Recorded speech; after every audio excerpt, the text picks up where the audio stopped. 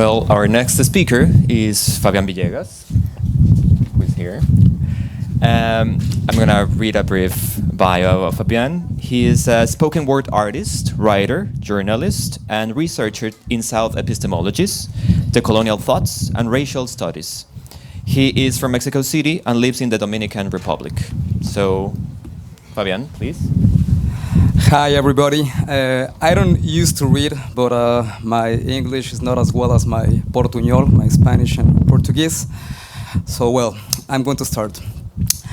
I would like to start by thanking the 14th Biennial of Art, the Sharjah Foundation, Kholeif Tancons, Diego del Valle for the invitation, for the effort, and for the construction of South-South dialogues that are vital for the potability of a new critical thinking and a new cultural imagination.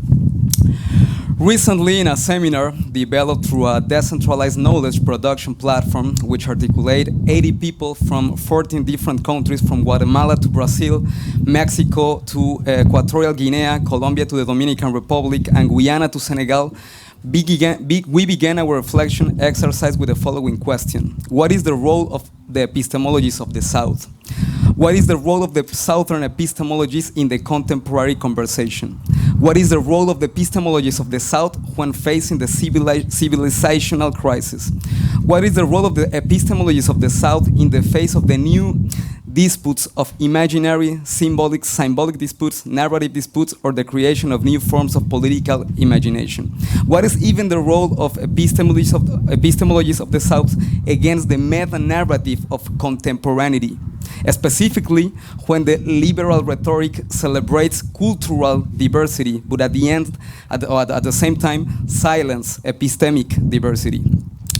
In the context of Mexico, we are 125 million inhabitants. At least 60 million people, a number that constitutes the 100% of the population, live under the poverty index. Of that 50% that live under poverty index, the 90% are members of the indigenous population or the Afro-descent population, or people racialized as indigenous or Afro-descent. When we look within this context at this population, who speak or drown on one of the 69 languages silenced by the model of Hispanophilia and internal colonialism, there is no way that we don't think that the story of contemporaneity is an illusory device of equality, as a simulation, as a distasteful fantasy that does not allow us to build a metaphor about our own future. Grada Quilomba said, in reference to Milton Santos, that the South was not only a symmetry, nor a logic of colonial positionality, but a material, a corporal cartography of the intersection of oppression, of constitutive oppressions. Every line, every frontier, every border, every territorial delimitation was historically a colonial arbitrariness. From the Treaty of Tordesillas to trace America to the new territorial and strategic geopolitical distribution of Africa in the middle of the 19th century. We say in Mexico that we inhabit the border, the edges, the periphery. We inhabit the border not only as a narrative condition, the border inhabits us as an ontological condition. How we can think of critical retrospective, of diasporic itineraries, of migratory flows, of the displays, of the victims of the modernity, without identifying the genealogy, the birth of the asymmetry between global North and global South, that was caused by the first globalization of the territorial expansion of Eurocentric colonialism. For the South, to think about colonial gowns, it is not an ideological fetish, but something that challenges us every day in the most subtle ways. From Oaxaca, Mexico to Yasuní in Ecuador, from Petén, Guatemala to the Brazilian Amazon, since in the 80s we have become familiar with the concept of extractivism, especially when we try to explain large neo-colonial models of territorial concession of communal lands. This is the case when collective lands are granted by the state to foreign companies through mega projects of different branches, a practice that constitutes a model of land hoarding that has caused displacement of origin communities, dispossession, precarization, violence, and environmental damage. However, in an exercise of selective amnesia, we neglected our ability to identify the relationship between genealogical colonialism and extractivism, even between genealogical colonialism, extractivism, and racial stratification within the international division of labor. The Guyanese Walter Rodney said that historically extractivism was not only an operative arm of the founding colonialism in the 15th century in America, but that it was an itself of logic, a methodology inherent to the model of accumulation by dispossession that constitutes the colonial structure. It is the extractive logic that the one that inaugurates the cartographic asymmetry between global South and global North, the one that through colonial violence and arbitrariness historically united the African continent and the American continent, the one that even allows us to recover elements of a shared memory, future of historical memory, common reference of cultural and political identification. That same model of colonialism that underdeveloped everything except the West, that mapped the world in a way that regions were reduced to mere material instruments, turning its people into human resources for the destructive process of natural resources, and that also reduced other regions to material enclaves and plundered their natural resources. It's the same model that traced a sense of modernity that made it possible to build the Occidental-centric hegemony through an international division of labor based on process of racial stratification, ethnic and racial segmentation of the labor market that is constitutive of our current reality. There is no way that we can think of modernity but as an organizing principle of the political economy based on the racial stratification of the division of labor. For those who do not know, this global model was reproduced throughout all Latin America by an elite of Spanish origin that at the same time that it was declaring independence, it imposed internal colonialism logics, pigmentocracy, and micro-projects of racial stratification in the division of labor of the independent nation. Through this model, all kinds of perversities that naturalize the unequal development between the indigenous and Afro-descent people and a little minority, and that even juridically institutionalized workspace for racial population and workspace for the white population of Spanish origin were installed in the Latin American political imaginary.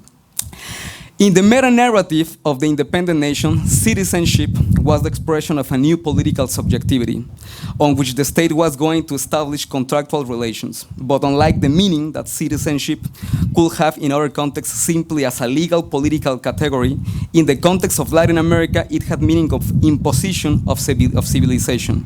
It imposed a narrative of the mestizo model of subjectivity that could break any identification with indigenous and Afro-descent identity.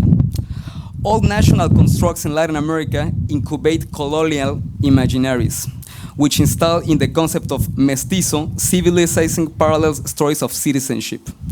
Or to put in other words, the national states create the need to purge all racial markers of national identity, which made of the mestizo an ideological state patrimony that intended to conceal the great racial inequalities product of historical colonial antagonism. In her book, Silvia Rivera Cusicanqui, from Peru, Recovered Violence, we would like to think that, she's said a famous poet named Octavio Paz. We would like to think that with a little bit of sarcasm. A poem Octavio Paz wrote, "Words are not used to name things, but to hide them." I repeat, words are not used to name things, but to hide them. This has been precisely the role of the mestizo citizenship, absolutely metaphorical. It has not served to name identities, but to hide identities, or to cover up the violence and the dispossession process that gravitate around those same identities. So, who are the 9 million displaced people in Colombia? Who are the million Triquis, Zapotecas, Mixtecos, Mazaguas, Tojolabales, forced to migrate to Mexico City and to the United States? Who are the hundreds of citizens from the countries of the northern triangle of Central America crossing the desert every day? Because they have been displaced by the multiple forms of violence, economical, political, criminal, through which their daily lives unfold. Who are the thousands of women of the Dominican Republic, Curaçao, Aruba, Barbados, Bahamas, who are victims of the sexual exploitation and the colonial fantasies in the northern countries? Who are the thousands of victims of ecocide and epistemicide in the Amazons? Who are the thousands of Haitians who in the 5 years ago crossed from Brazil to Mexico, posing as a caravan of Africans from Franco-speaking countries to receive more empathy and solidarity? Who are they? Who?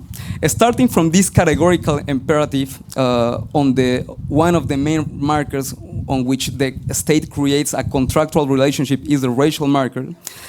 The racial marker builds situated identities, produce social effect and materiality in Latin America and the Caribbean. It determines the social condition of existence and is even an organizing principle of the political economy and organizing principle of power relations.